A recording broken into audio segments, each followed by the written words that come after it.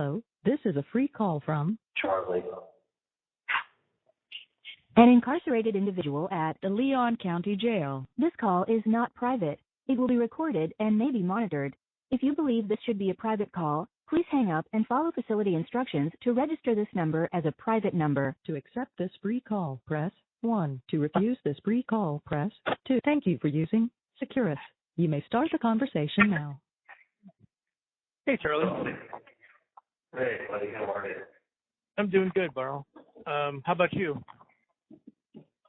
Hanging in there? Yeah, hanging in there. So I got, by the way, the calls are probably being live listened to. I'm sorry, say again? These calls are recorded, but not just recorded, they're like live listened to. Ah, gotcha. So, yeah, I guess it's on the news. Sure. Yeah, Amy told me. Yes, sir. Yeah, it's not going to be for a while. Say again? Yeah, probably won't be for a while. Yeah. So what's your lawyer's next move, man? Retrial or something? I don't know. I have no idea. Oh, okay. I think they're looking into a few things, but I guess they get found guilty of my charges. They moved me to like the suicide cells. Oh. So like, luckily I still have my clothes on there. Oh, that's good. Yeah. Otherwise, he could have put me up there like naked. I'm like, look, I'm not suicidal. They're like, well, it's just a precautionary measure when people get found guilty of your charges. They put them in suicide cell.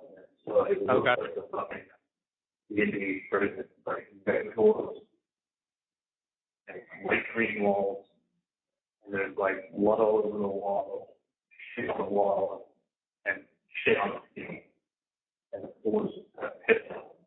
Like walking in your shoes, they're sticking to the floor. Ugh. And the door has like a fucking two-way mirror. So like it's got safety glass on the top and safety glass on the bottom. And they can look in, but you can't look out. Because literally you're in a box, and there's a video camera in the room, in the corner of the room. There's a video camera watching you. Oh, wow. Yeah. It's like posted in the corner. Right. Here in the box, like video camera on you. So supposedly it's supposed to be for 72 hours for them to observe you. I'm like, I tell them, I'm like, dude, I'm fine, I'm not suicidal, but like, you're giving me anxiety. Like the lights don't turn off in here. The lights are on 24/7, under observation. And the guard sitting 10 feet away from me and looking at the video screen with like all 17 cells. In 14 cells in there on video in front of her, watching the whole time. You're like under direct supervision. And do shit, and she's watching me take a shit. But, that's crazy.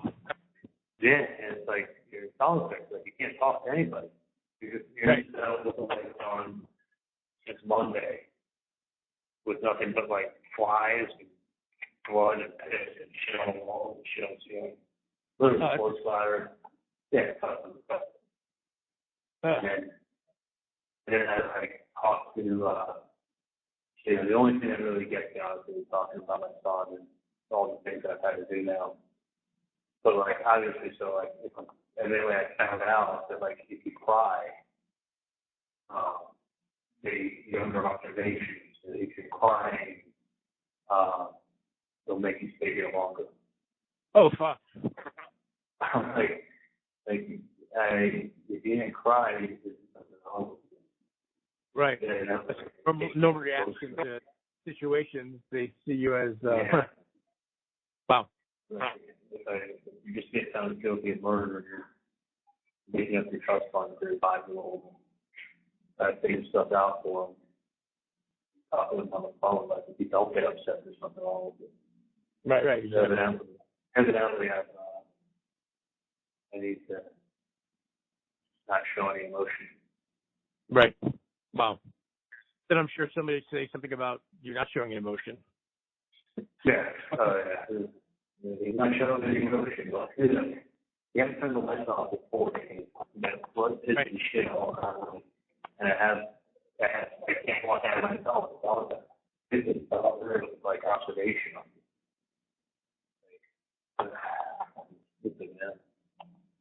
I guess I know why they do it. They don't want people to be found guilty of these charges and they can kill themselves. But should be able to prove my innocence. I mean, right. Dude, it's fucking amazing. I honestly, I haven't done I've been here a year and a half. I haven't done Tallahassee. It's a great town. Like I would actually, I can keep myself with it. You know, it's a small town, it's a college town, and I've been entertainment out there, and there's a bunch of shit going on. Like, actually, it looks like a really nice place, to be honest with you. Right. But what I can also tell you is what I found out is that this is the biggest trial they've had up here since Ted Bundy. Oh, wow. This is the biggest, this is the biggest case that's been here since Ted Bundy. So, why the fuck was my case, why the fuck was it not? Why the fuck was there not a change of venue? Right. And I found out that they've asked for a change of venue multiple times and it was denied. This is the thing. This was the biggest case that Tallahassee has had since Ted Bundy. Like, wow. You need to actually move it from the county to the city. Like, and the press that they've had up here for the last 8 years has been insane. Like, I purposely avoided, like, looking things up and reading things, and, like, even with the avoiding stuff, I still heard enough chatter to be like, okay, I know it's a big deal. I had no idea. So wow. How big of a story this has become over the last few years. No idea. We had the by the way, short on time. Oh, you're breaking up, dude. I'm sorry. Are you short on time, or you get it? No, I got a meeting in 15 minutes, town hall for my organization. Okay. Yeah. The jury selection process, like, we had 93 out of 150 people come out, basically say that they did stuff about the case and that they couldn't change their opinion. The people that we did have, that they did jury selection, you probably had 2 in 10 people would have actually given it a fair shake. You know, there were people who could have been somewhat of a jury like peers, probably 2 in 10, right? Well, right. We get 10 strikes and the state gets 10 strikes. So, like, juror number 15 was an alternate. He was acquitted. So I heard he was acquitted. He was an alternate, no matter. Like, the way the state system is set up, you get 10 X's, then you get 10 X's. The problem is that I only probably had 2 out of 10 that was even getting a fair shot. And I knew who they were. I should have asked them to see the code there and ask them questions. So, you know, and the state knew too when they hear stuff and be like, oh yeah, this is someone that's going to give them a fair shot. Everyone that we thought was going to be a good juror, every single one of them, the state took off the board. Right. So that attorney was so confident in my case. So like, he would say to me, he'd be like, listen, I usually worry that I look to get one juror to fight for us because you at least always want the case to hang. You know, if you get one fighting for you and the other don't, at least the case hangs and they may not pick it up the second time. He's like, with your case, like, I think that I worry about one person voting guilty in the case hanging. I worry about an 11-1 vote. He's like, there's a point in the case where he's like, you know what, if this is a normal case, I'd go to the prosecutor and show her the evidence that we have and be like, you want to drop the charges? We'll talk to him. Like, that's how confident he was that they were going to win. And then when we did the case, like on Friday, I said to him, how's everything looking? And he goes, look, if you had told me 2 weeks ago we'd be where we are today, I would be ecstatic. He said, I'd be ecstatic. We're doing better than I had hoped. And he's a closer. He's like, my best thing I do is closing. All right? The fucking state came in there and did the closing on Monday. They must have had 10 people spending the whole weekend on it. They literally made a 2-hour Dateline special with autopsy photos. And like, made the whole case revolve around my mom, around my sister, my mom's emails, the fact that my sister this is especially a chance. The day of murder, my sister leaves her place, goes and buys a bottle of bullet bourbon, and so she goes to the same liquor store she's always gone to when she was married. She doesn't buy alcohol. So she goes, and she only knows how to go there by driving the route of coming out of her own house. So she leaves her place 17 minutes away, drives towards her old neighborhood, and goes to turn around the street where her husband was just expecting just go an hour early. It's all cordoned off with the road. It's like, the day she thought a tree had fallen in the street. There's tons of trees up here, and that's why it was just blocked off. She made a U-turn, and she went another way. Well, Georgia Kappelman stands up, and she's like, Wendi couldn't even help herself. She had to go to the crime scene. She had to check it out. Like, Wendi left at, exactly, she got there exactly an hour after it happened. Like, and like, you can't deny my sister showed up at the crime scene, but it's insane. She went to the same liquor store she goes on to when she was married. Right. If she passed, like, there would have been 4 other liquor stores that were closer to her house before she got there. And then even when she was going from her house to that liquor store, there's a more direct route. But the only way my sister's horrible with direction. The only way she knows how to go is like the way she used to go from that neighborhood. So she went to go drive down in front of her old house and then take that path. Like, it's a logical explanation. It's just one of those things that you go, what are the fucking chances? Right. Like, so, like, how many times, sometimes she was going to her house to pick something up. She went to drive in front of the house to get her bearings to go to the liquor store. Like, there's not 5 other fucking liquor stores closer. Right. Like, so Kappelman stands up, and she's like, in the closing, she's like, Wendi couldn't even help herself. And what was she doing 48 hours later? She was leaving Tallahassee. My sister wrote a book, and there was a line in the book where she's like, my sister was an immigration lawyer. The lady in the book was an immigration lawyer. My sister's husband was a professor. My sister made her husband in the book a professor. They both had 2 kids. Both girl in the book had 2 kids. And then so my sister named the town they lived Hakawasi, kind of like it sounded like just like Tallahassee. And my sister in the book said it was a little stop in the middle of nowhere on the way to civilization. Kappelman's like, she was basically foreshadowing that she was stuck here in Tallahassee, and then she left the civilization 2 days after Dan's murder, never to come back again. Like, putting up my mom's fucking emails about, like, just basically saying, like, be a jerk to him if he's being a jerk to you. Like, the email was my mom saying we should put the kids in Hitler youth costumes and take pictures of them in front of the new church that they're going to go to in Pennsylvania. Like, joking around, nothing was ever done with it. I think it was just saying, like, let's be a jerk if you didn't be a jerk. But right. She made us look crazy. She made us look crazy.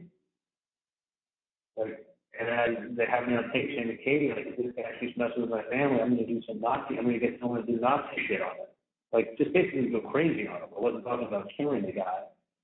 And right. She's like, he's talking about this, you're Jewish, but they keep talking about the Nazi shit, and they're going to do killing, and they want to dress the kids up in Hitler youth costumes, and like, and then she kept putting up photos of the autopsy, like close-up headshots of the autopsy, fresh photos, and would leave them up on the screen, and it was like 8-foot by 12-foot screen, and we just leave the photo up and talk for 5 minutes.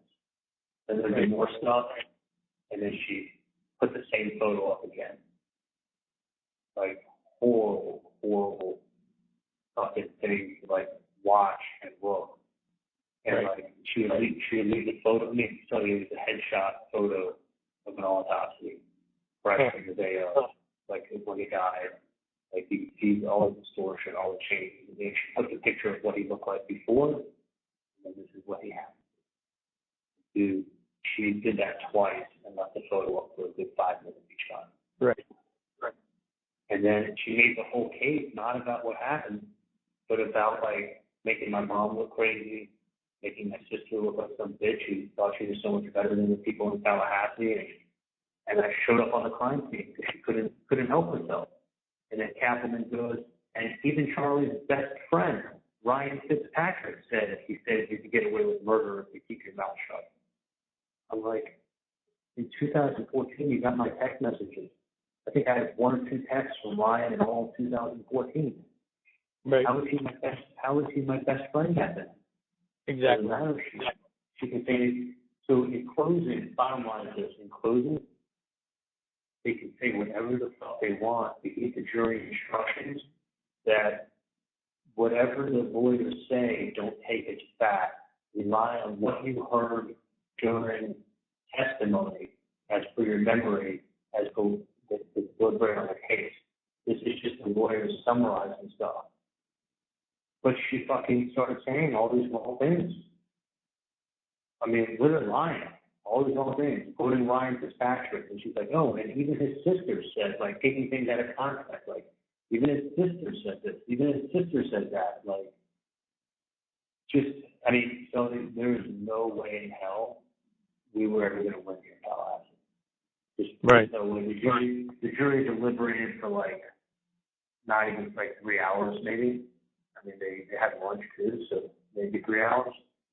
Like the amount of evidence that they would have to go through a first degree murder case if they actually reviewed the evidence would have been hours and hours and hours and hours. It would have been a serious deliberation. Oh, it was zero. Not one person. Like she just kept saying like when they were giving jury instructions, she was like, y'all, reasonable doubt means you reasonably believe that this person is responsible. Y'all, she put on the southern accent, like, y'all, use your common sense. Like, she came out, like, all folksy and sweet and southern and really put the Tallahassee charm on. And, y'all, use your common sense. Well, I got up there, I did an awesome job testifying, I told them what happened. But, like, your common sense is that if a chick shows up at the murder scene, his ex-husband, and she benefits from it, she had to have known. Nobody drives 17 minutes and shows up someplace by accident that day. The truth is that happens. But, like, it's one of those things, like if I said, Sully, what are the chances of her leaving her house, driving to go down that street an hour after it happened on that date, on that time? It would have to be like, what, 1 in 10,000? Right.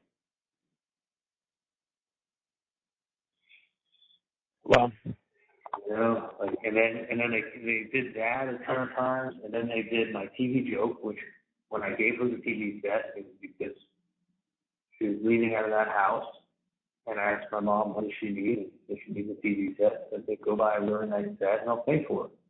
So I made a joke when I gave her the set. Well, you got the TV set joke.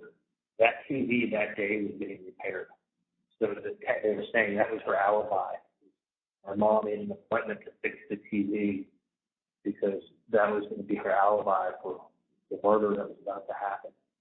And then when my mom got approached by the undercover because the guy asked for $5,000, 15 years ago TV sets cost, $3,000, $4,000, $5,000. My mom goes, oh, this TV is about $5,000. And there's the TV code again. So they made such a big deal about the TV joke, the TV present, the TV repairman. My mom saying TV is about $5,000. They thought TV was code for murder. They kept making a big deal about that. I'm like, so there's no code. There's no TV code for murder. You can't walk away from the guy, my mom saying that TV costs about $5,000.